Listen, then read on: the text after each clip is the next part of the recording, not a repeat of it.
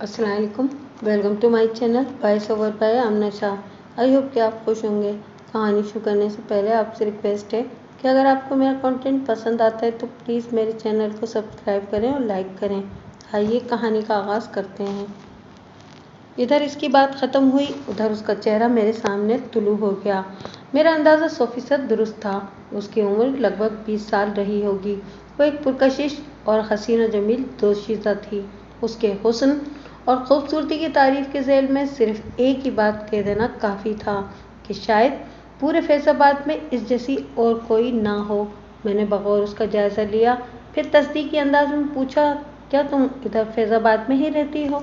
जी हाँ, उसने इस्बात में जवाब दिया। मेरा नाम ज़ैबुन्निसा है, लेकिन मैं पूरे गांव में ज़ैबुन के नाम से मशहूर हूँ। मेरा अब्बा खैरदीन फैज़ाबाद का एक छोटा काश्तकार है। हमारी 10 एकड़ अराजी है। मेरी माँ का इंतकाल कोई 5 साल पहले हो गया था। अब घर में मैं और अब्बा ही हैं। अब्बा को सब लोग खैरू चाचा कहते हैं। उसने एक ही सांस में अपने बारे में तफसील से आगाह कर दिया तो मैंने ठहरे हुए लहजे में दरियाफ्त किया, ठीक है ज़ैबुन, अब मुझे बताओ कि तुम्हारे पास क्या इत्तला है। जनाब, आप इस इलाके के थानेदार हैं। ये बात तो आपके इल्म में ज़रूर होगी कि पिछले रोज़ हमारे गांव में मंसूर मोची की बीवी इनायता फौत हो गई थी। कल ही सेपैर में इनायता की तदफीन हुई थी। हाँ, ये बात मुझे पता है। मैंने इस्बात में सर हिलाया। लेकिन इनायता की मौत का चौधरी ज़फ़र अली वाले वाक़ये से क्या ताल्लुक़ है?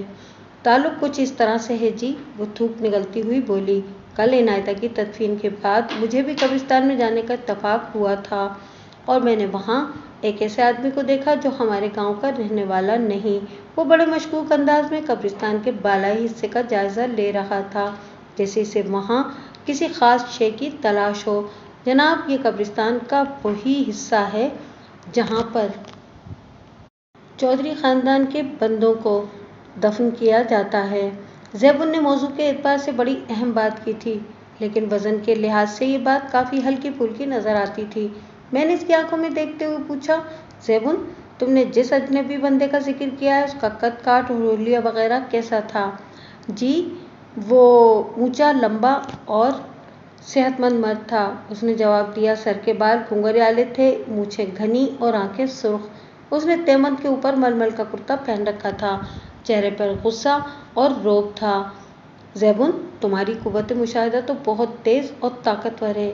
जी, कौन सी कुव्वत? वो झंझदा नज़र से मुझे देखने लगी। मैंने कुव्वत मुशाहिदा की वजाहत में जाने के बजाय नहायत ही सादा अल्फाज में से समझाया कि मेरे कहने का मतलब ये था कि तुमने इस मशकूक बंदे को बड़ी तवज्जो और गौर से देखा था। जी हाँ, उसने सर को इस्बाती जुम्बिश दी। मैंने उलझन आमेज़ अंदाज में पूछा, ज़ैबुन, तुमने एक अजनबी मशकूक बंदे को कल कब्रिस्तान के बालाई हिस्से में चकराते देखा? यहाँ तक तो ठीक है, लेकिन तुमने किस बिना पर इस बात का अंदाज़ा लगाया कि चौधरी ज़फ़र अली की कब्र के साथ पेश आने वाले अफसोसनाक वाक़ये में इस बंदे का हाथ हो सकता है? जी, मेरे अंदाज़े की 2 वजूहात हैं, उसने मजबूत लहजे में कहा। कौन सी 2 वजूहात? मैंने पूछा। नंबर 1, वो वजाहत करते हुए बोली, वो बंदा कब्रिस्तान के इसी हिस्से में घूम रहा था जो चौधरी ख़ानदान के लिए मखसूस है, जबकि इसका फैज़ाबाद से कोई ताल्लुक़ भी नहीं था। ये चौंका देने वाली बात तो है ना जी? ज़ैबुन ने रुक कर सवालिया नज़र से मुझे देखा तो मैंने तायती अंदाज में कहा, बिल्कुल, ये चौंका देने वाली बात बल्कि हिला देने वाली बात है। फिर पूछा, और दूसरी वजह क्या है? दूसरी वजह जनाब, मेरा ख्वाब है। वो गहरी संजीदगी से बोली। तुम्हारा ख्वाब? क्या मतलब? मैंने इस मशकूक बंदे को कब्रिस्तान में देखा और थोड़ी देर में भूल भाल गई, ज़ैबुन ने बताया। लेकिन पिछली रात जब मैं सोई तो वही बंदा मुझे ख्वाब में भी नजर आया। वो मुझे खतरनाक धमकी दे रहा था। एक लम्हे के लिए मुझे महसूस हुआ कि ज़ैबुन अपनी ज़बरदस्त अदाकारी के ज़रिए मुझे उल्लू बनाने की कोशिश कर रही है, लेकिन अगले ही लम्हे मैंने इस ख्याल को जहन से झटक कर ज़ैबुन से पूछा, वो तुम्हें किस किस्म की धमकी दे रहा था? जनाब, वो अचानक मेरा रास्ता रोककर खड़ा हो गया और अपनी सुर्ख सुर्ख आंखों से घूरते हुए मुझे धमकी दी, ज़ैबुन, तुम मुझे नहीं जानती हो, हमारी कभी मुलाकात नहीं। 1 मिनट, मैंने हाथ खड़ा करके इसे मज़ीद बोलने से रोक दिया। तुमने बताया कि वो अचानक तुम्हारा रास्ता रोककर खड़ा हो गया था, तुम इस वक्त कहाँ थी? जी, कब्रिस्तान के ज़ेरी हिस्से में, वो अटक कर बोली। इसकी गलत बयानी के हवाले से मेरे शक को तक़वियत पहुँची। मैंने कदरे सख्त अंदाज में पूछा। तुम कब्रिस्तान के ज़ेरी हिस्से में क्या कर रही थी? जी वो मैं इनायता की कब्र की तरफ से आ रही थी। ख्वाब में? मैंने चुपते हुए लहजे में कहा। नहीं जी, वो गड़बड़ा गई, फिर संभाला लेते हुए बोली, हाँ जी ख्वाब में।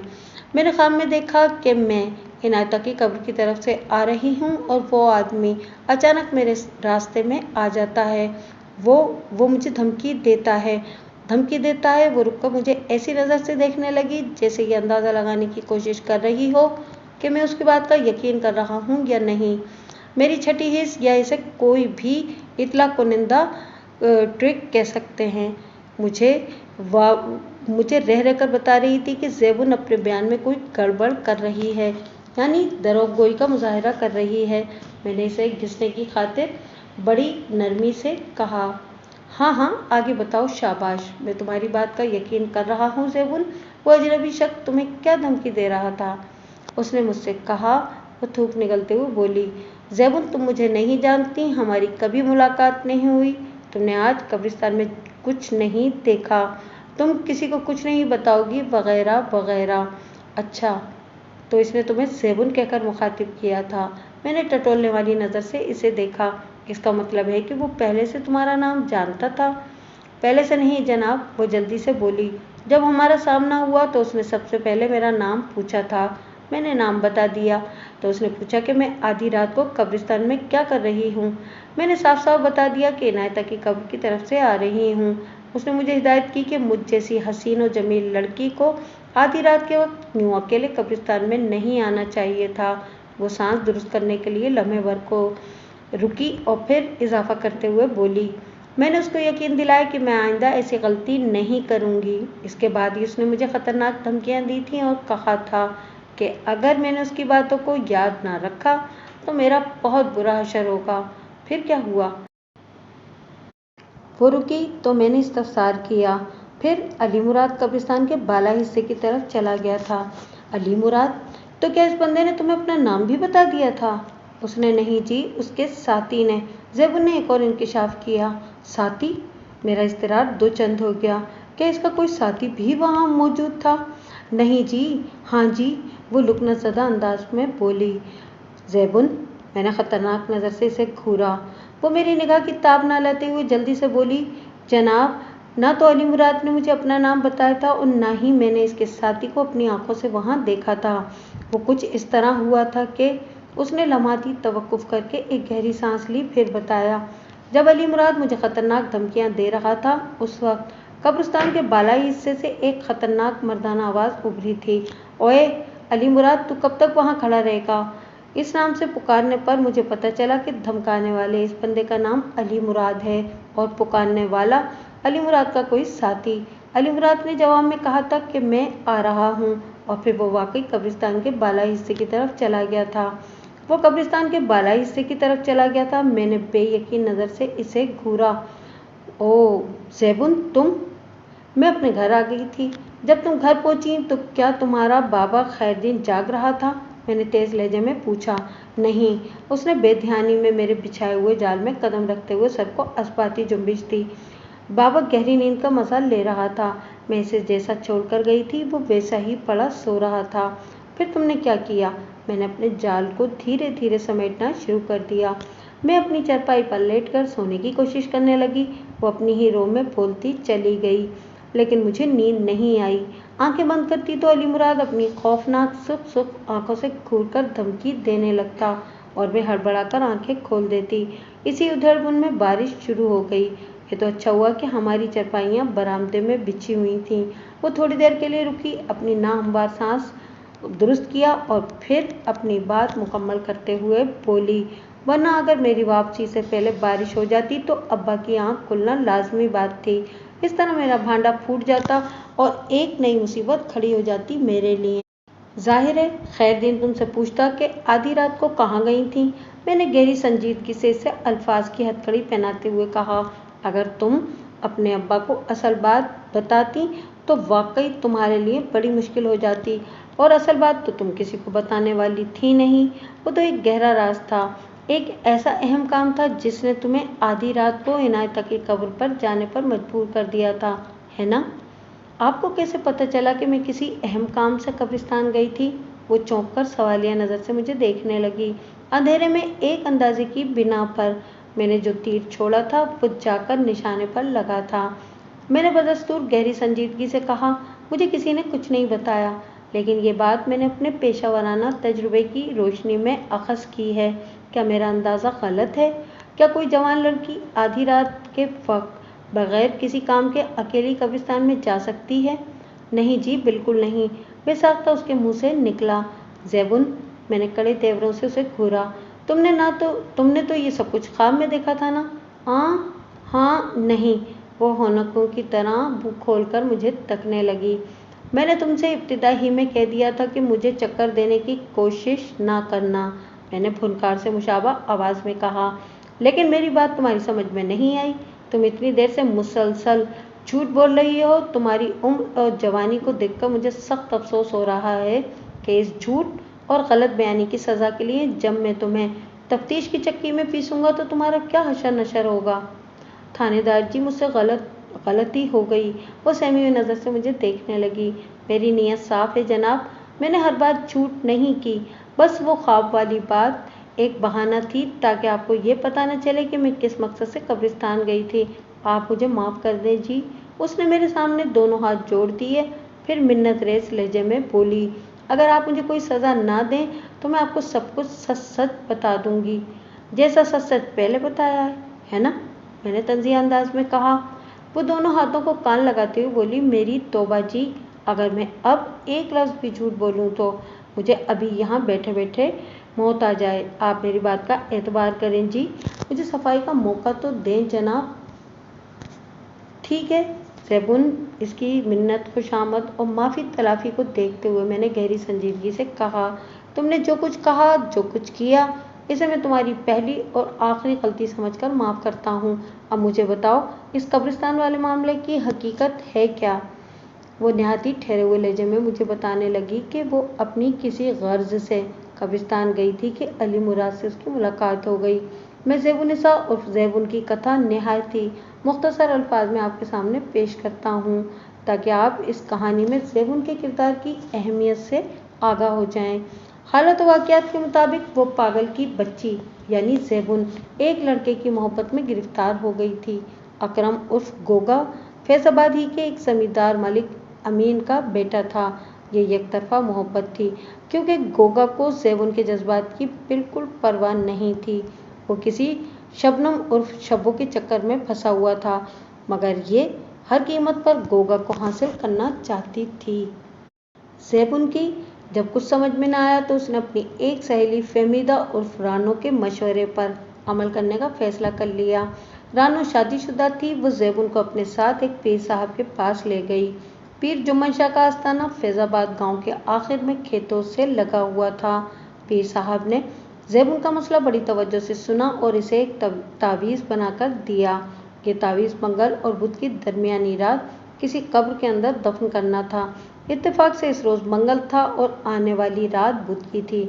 मज़ीद इत्तेफाक है कि इसी शाम इनायता नामी एक औरत की तदफीन हुई थी। इनायता की कब्र ताज़ा ताज़ा बनी थी, लिहाजा ज़ैबुन का काम आसान हो गया। पीर जुम्मन शाह ने दावा किया था कि अगर इसने आज की रात तावीज़ को किसी कब्र में दफन कर दिया तो 10 दिन के अंदर अंदर गोगा उसकी तरफ माइल हो जाएगा। मुझे मज़कूरा थाने में तैनात हुए लगभग 1 साल हुआ था। मेरी हमेशा से ये कोशिश रही थी कि मैं जिस भी इलाके में महकमाजाती खिदमात अंजाम देने जाता था वहाँ मौजूद पीरों को कुछ अर्से अपनी खुफिया निगरानी में रखता था। ताहाल मज़कूरा पीर जुम्मन की तरफ से मुझे कोई शिकायत नहीं मिली थी। ज़ैबुन वाले मामले के बाद देखना था कि आगे क्या होने वाला है।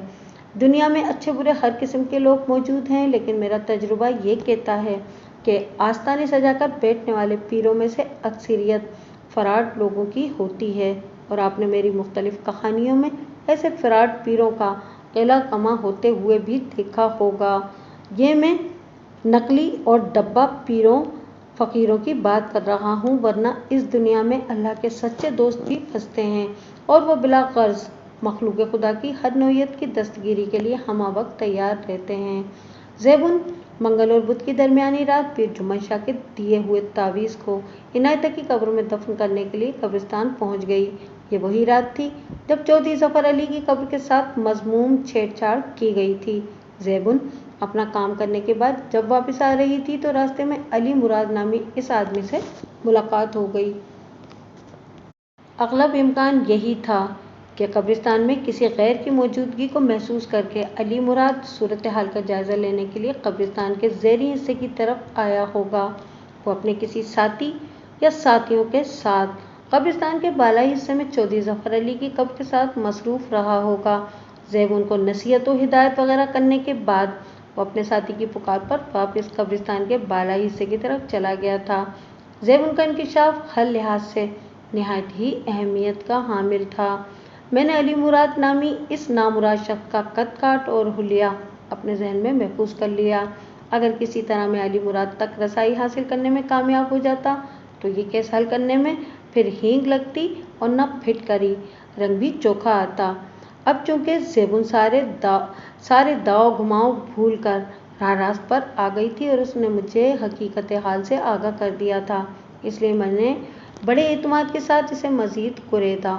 زیبون تم مجھے اب ساری باتیں بتا رہی ہو جبکہ تمہارا فرض بنتا تھا کہ اگلی صبح فوراً تھانے آ کر مجھے اس واقعے کے بارے میں تفصیل سے آگاہ کرتی۔ میں اپنے تعویذ دبانے والے معاملے کی وجہ سے چپ ہو کر بیٹھ گئی تھی۔ اس نے سہمی ہوئی نظر سے مجھے دیکھتے ہوئے کہا، میں اس راز کو کسی کے سامنے کھولنا نہیں چاہتی تھی، لیکن جب اگلی صبح مجھے پتہ چلا کہ… بولتے بولتے اس کی آواز بھر آ گئی۔ ایک لمحے کے توقف کے بعد اس نے بتانا شروع کیا، آج صبح جب بڑے چودھری صاحب کی قبر والا معاملہ سامنے آیا تو میرا دھیان فوراً اس سرخ آنکھوں والے علی مراد کی طرف چلا گیا تھا۔ مجھے یقین ہو گیا کہ یہ مذموم کارروائی علی مراد اور اس کے کسی ساتھی ہی نے کی ہے۔ میں چودھری صاحب کا بڑا احترام کرتی تھی۔ میں کیا، گاؤں کا ہر چھوٹا بڑا ان کی عزت کرتا تھا جی۔ ظالموں نے چودھری صاحب کے ساتھ کتنی زیادتی کی ہے۔ وہ ان کی لاش کے دونوں ہاتھ کاٹ کر اپنے ساتھ لے گئے۔ وہ بولتے بولتے آپ دیدہ ہو گئی۔ یہ اس کے سچے جذبات تھے جو وہ چودھری ظفر علی کے لیے اپنے دل میں رکھتی تھی۔ اسی نوعیت کے جذبات میں نے تقریباً ہر شخص میں دیکھے اور محسوس کیے تھے۔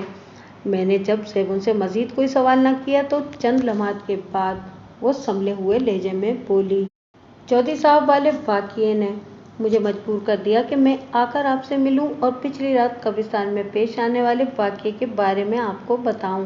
میں نے ابا تک کو نہیں بتایا کہ میں کیا جانتی ہوں اور کہاں جا رہی ہوں۔ اب آپ بھی اپنا وعدہ پورا کریں گے؟ میرے بارے میں آپ کسی کو کچھ نہیں بتائیں گے؟ میں اپنے وعدے کا پاس کروں گا زیبون، میں نے پر اعتماد لہجے میں کہا۔ تم بالکل بے فکر ہو جاؤ۔ آپ سے ایک درخواست ہے تھانے دار جی۔ اس نے سماجت بھری نظر سے مجھے دیکھا۔ ہاں ہاں کہو، میں اس کی طرف متوجہ ہو گیا۔ اس نے کہا، میری یہ خواہش ہے کہ آپ جلد از جلد ان مجرموں کو گرفتار کر کے عبرتناک سزا دلوائیں جنہوں نے چودھری صاحب کے ساتھ یہ بھیانک مذاق کیا ہے۔ بالکل ایسا ہی ہوگا اور بہت جلد ہوگا، میں نے ٹھوس لہجے میں کہا۔ وہ روحانسی ہو گئی۔ تھانے دار جی، آپ کو پتہ نہیں ہے چودھری صاحب کتنے اچھے اور کتنے نیک انسان تھے۔ انہیں اپنے گاؤں کی عزت اور حفاظت کا بڑا خیال تھا۔ وہ اس گاؤں کی طرف میلی نگاہ سے دیکھنے والوں کی آنکھیں نکال لیا کرتے تھے۔ مجھے نرگس والا واقعہ اب بھی یاد ہے۔ چودھری صاحب نے بڑھاپے میں بھی جوانوں سے زیادہ ہمت اور بہادری کا مظاہرہ کیا تھا۔ کتنی عزت کرتے تھے وہ گاؤں کی عورتوں اور لڑکیوں کی۔ میں نے روا روی میں پوچھا، یہ نرگس کون ہے اور مرحوم چودھری نے کس قسم کی بہادری کا مظاہرہ کیا تھا؟ یہ کوئی 1 سال پہلے کی بات ہے جناب، وہ ٹھہرے ہوئے لہجے میں بولی۔ نرگس گاؤں کی دوسری عورتوں کے ساتھ بیری والے کنویں پر پانی بھر رہی تھی کہ ایک آوارہ نوجوان گھوڑے پر سوار ادھر آ نکلا۔ اس میں کسی شک و شبے کی گنجائش نہیں کہ نرگس ہمارے گاؤں کی الہڑ مٹیار اور باکی نار تھی۔ ٹھیک ہے، کیا مطلب؟ میں نے پوچھ لیا۔ مطلب یہ جی کہ نرگس اب اس گاؤں میں نہیں رہتی، وہ وضاحت کرتی ہوئی بولی۔ 6 ماہ پہلے اس کی شادی ہو گئی، وہ بیاہ کر فیض آباد سے چک جھمرا چلی گئی ہے۔ اچھا، میں نے سرسری انداز میں کہا۔ پھر پوچھا، تم مجھے چودھری ظفر علی کی بہادری کے بارے میں بتا رہی تھیں۔ میں نے جس گھڑ سوار نوجوان کا ذکر کیا ہے نا جی، وہ کوئی بہت ہی آوارہ اور لچا تھا، وہ بتانے لگی۔ اس کی نظر نرگس پر ٹک گئی۔ پھر وہ بڑی دیدہ دلیری سے نرگس کے ساتھ بیہودہ مذاق کرنے لگا۔ दूसरी लड़कियों और औरतों ने शोर मचा दिया। इत्तेफाक से बड़े चौधरी साहब का इधर से गुजर हुआ। उन्होंने जब ये तमाशा देखा तो इस लफंगे नौजवान की खूब खबर ली। बुरा भला कहना तो रखा एक तरफ, चौधरी साहब ने बाकायदा इसके मुंह पर तमाचे भी मारे थे। वो ऐसा खौफजदा हुआ कि फिर इसको दुम दबाकर भागने ही में अपनी आफियत नजर आई। देखा आपने थानेदार जी, बुला में भर के लिए सांस संवार करने को रुकी, फिर इजाफा करते हुए बोली, चौधरी साहब को अपने गांव यहाँ की औरतों की इज्जत का कितना ख्याल था। ज़ैबुन ने नरगिस के हवाले से जो कहानी सुनाई थी, इसमें मेरे लिए दो चीज़ें बहुत अहम थीं। नंबर 1, चौधरी जफर अली ने तेश के आलम में किसी आवारा नौजवान की पिटाई कर दी थी। वजह इस बदमज़गी की कोई भी रही हो, लेकिन ये तय था कि इस वाक़ये ने मज़कूरा नौजवान के दिलो दिमाग को चौधरी के लिए नफ़रत और गुस्से से भर दिया होगा। नंबर 2, ये अफसोसनाक वाक़या बेरी वाले खूह पर पेश आया था। इस केस की कड़ियाँ खुद ब खुद जुड़कर एक जंजीर की शक्ल इख्तियार करती चली जा रही थीं। चौधरी जफर अली की कब्र और नाम नेहाद लाश के साथ गुज़िश्ता रोज़ जो शर्मनाक वाक़या पेश आया था, इसकी हकीकत की तह में उतरने के लिए मुझे 2 सीढ़ियों की ज़रूरत थी। सीढ़ी नंबर 1, मुझे किसी ऐसे शख्स की तलाश थी चौधरी के हाथों जिसे माजी में कोई नुकसान पहुंचा हो और इस बना पर वो चौधरी से नफरत करने लगा हो। सीढ़ी नंबर 2, इस नफरत और नुकसान का कोई न कोई ताल्लुक बेरी वाले खूह से होना चाहिए। ज़ैबुन ने मुझे अभी नरगिस की जो कहानी सुनाई थी, इसमें मेरे दोनों मतलूबा अनासिर पाए जाते थे। मैंने ज़ैबुन पर कुछ जाहिर किए बगैर आहिस्ता आहिस्ता इसे घिसना शुरू किया। ज़ैबुन, जब चौधरी साहब ने इस औबाश नौजवान को थप्पड़ मारे तो क्या तुम भी बेरी वाले खूह पर मौजूद थी? नहीं जी, मैं इस वक्त अपने घर में थी, उसने कहा। मुझे इस वाक़ये के बारे में बाद में पता चला था। इसका मतलब है कि तुमने इस लफंगे नौजवान को नहीं देखा था? जी नहीं, उसने नफ़ी में गर्दन हिलाई। मैंने पूछा, क्या वो फैज़ाबाद ही का वसनीक था? नहीं जी, वो मनूस यहाँ का रहने वाला नहीं था, उसने बताया। आपने देखा है बेरी वाला खूह? गांव से बाहर है। वो इधर से गुजर रहा होगा।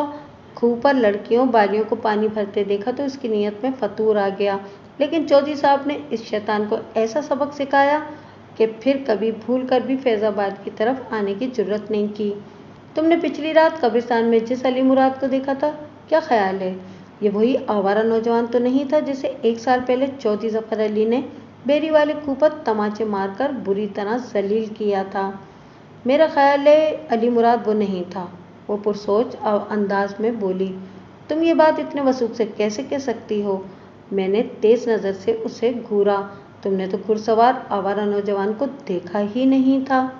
ये ठीक है, मैंने उसे अपनी आंखों से नहीं देखा था, वो वजाहती लहजे में बोली, लेकिन महमूदा ने इतनी वजाहत से उसका हुलिया बयान किया था कि मेरे जहन में नक्श होकर रह गया था। अगर अली मुराद वही नौजवान होता तो मैं देखते ही इसे पहचान जाती। तुमने अभी महमूदा का जिक्र किया है, ये कौन है? महमूदा सिद्दीक लोहार की बीवी है, ज़ैबुन ने बताया। महमूदा इस वक्त बेरी वाले खूह पर मौजूद थी जब चौधरी साहब ने इस बदतमीज़ नौजवान की पिटाई की थी। महमूदा ने इस कमीने को बड़े गौर से देखा था। मैंने एक फौरी ख्याल के तहत पूछ लिया, महमूदा ने बदतमीज़ नौजवान का हुलिया कैसा बयान किया था? महमूदा के मुताबिक वो पस्ता कामत था, रंगत गंदमी और जिस्म भारी। उसने हल्की और पतली मूछें रखी हुई थीं और इसके बाएं गाल पर चने के बराबर एक सियाह मस्सा भी था, जबकि अली मुराद का हुलिया और वज़े क़ते से बिल्कुल मुख्तलिफ थी। मैंने नामालूम आवारा नौजवान के हुलिये से मुतालिक तमाम तर अहम पॉइंट्स को अपने जहन में महफूज किया और ज़ैबुन से पूछा, तुमने पिछली रात जब अली मुराद को किसी पुरस्रार सरगर्मी में मसरूफ़ देखा तो तुम्हारे जहन में ये ख्याल नहीं आया कि वो आखिर है कौन और आधी रात को कब्रिस्तान के बालाई हिस्से में वो और उसका साथी क्या करते फिर रहे हैं? जी, मेरे जहन में फ़ौरन ये सवाल उभरा था, वह इस बात में गर्दन हिलाते हुए बोली, और मैंने अली मुराद से इस बारे में पूछा भी था। फिर इसने क्या जवाब दिया? मैंने इज़्तिरारी लहजे में इस्तफसार किया। इसने मुझे बताया था कि वो गोरखन करामत अली का भतीजा है जो मौजा धर्मपुरा का रहने वाला है। इसे नींद नहीं आ रही थी, इसलिए उठकर कब्रिस्तान में टहलने लगा। फिर जब इसने मुझे कब्रिस्तान के ज़हरी हिस्से में से गुजरते हुए देखा तो वो इधर आ गया। वो चंद लम्हात के लिए थमी, एक गहरी सांस ली और फिर सिलसिला कलाम को आगे बढ़ाते हुए बोली, मैं गोरखन और उसके रिश्तेदारों के बारे में ज़्यादा नहीं जानती। اس لیے مجھے سرخ آنکھوں والے اس شخص کی بات کا یقین آ گیا۔ پھر جب قبرستان کے بالائی حصے سے یہ آواز ابھری کہ اوئے علی مراد، تو کب تک ادھر کھڑا رہے گا، میں یہی سمجھی کہ غور کرنے سے پکارا ہے۔ علی مراد، میں آ رہا ہوں کہتا ہوا قبرستان کے بالائی حصے کی طرف چلا گیا تو میں جلدی سے اپنے گھر آ گئی۔ لیکن جب دوسری صبح یعنی آج صبح چودھری صاحب والے واقعے کی خبر عام ہوئی تو میں سمجھی کہ علی مراد گورکھن کا بھتیجا نہیں تھا، بلکہ وہ ان مجرموں کا ساتھی تھا جنہوں نے چودھری صاحب کی قبر اور لاش کی بے حرمتی کی تھی۔ تمہارا بہت بہت شکریہ زیبون، میں نے اس کے خاموش ہونے پر ٹھہرے ہوئے لہجے میں کہا۔ اس پراسرار کیس کو حل کرنے کے سلسلے میں پورے فیض آباد نے مل کر میری اتنی مدد نہیں کی جتنا تعاون تم نے کیا ہے۔ اب تم بے فکر ہو کر گھر چلی جاؤ، میں تمہارے بارے میں کسی کو کچھ نہیں بتاؤں گا۔ اگر دوبارہ تمہاری مدد کی ضرورت پیش آئی تو اتنی احتیاط سے تم سے ملاقات کروں گا کہ کسی کو کانوں کان خبر نہیں ہوگی۔ تم اس حوالے سے بالکل مطمئن ہو کر جاؤ کہ اس کیس میں کہیں تمہارا نام نہیں آئے گا، ورنہ اور نہ ہی میں تمہارے تعویذ والے راز کا کسی سے ذکر کروں گا۔ وہ ممنونیت بھری نظر سے ایک ٹک مجھے دیکھتی رہی، پھر بڑے امید بھرے لہجے میں بولی، تھانے دار جی، چودھری صاحب کے مجرم پکڑے جائیں گے نا؟ کیوں نہیں، میں نے پورے اعتماد انداز میں کہا۔ 2-4 دن میں نتیجہ تمہارے سامنے آ جائے گا۔ میں ان بدبختوں کو چھوڑنے والا نہیں ہوں۔ وہ میرا شکریہ ادا کر کے رخصت ہو گئی۔ اس رات میں سونے سے پہلے 2 افراد کے حلیوں کو اپنے ذہن میں تازہ کرتا رہا۔ نمبر 1 علی مراد، دراز قامت، گھنگھریالے بال، گھنی مونچھیں، رنگت سانولی، آنکھیں سرخ، وغیرہ وغیرہ۔ نمبر 2 بدتمیز نوجوان، جسم فربا، رنگت گندمی، قد پستہ، ہلکی اور پتلی مونچھیں، کان بڑے بڑے اور بائیں گال پر سیاہ مسا۔ یہ دونوں افراد 2 مختلف شخصیات تھیں اور مجھے بڑی شد و مت سے ان کی تلاش تھی۔ ان میں سے کوئی ایک بھی میرے ہتھے چڑھ جاتا تو میں چودھری ظفر علی کے مجرموں کی گردنیں ناپ سکتا تھا۔ اسی منصوبہ جاتی سوچوں میں الجھے میں سو گیا۔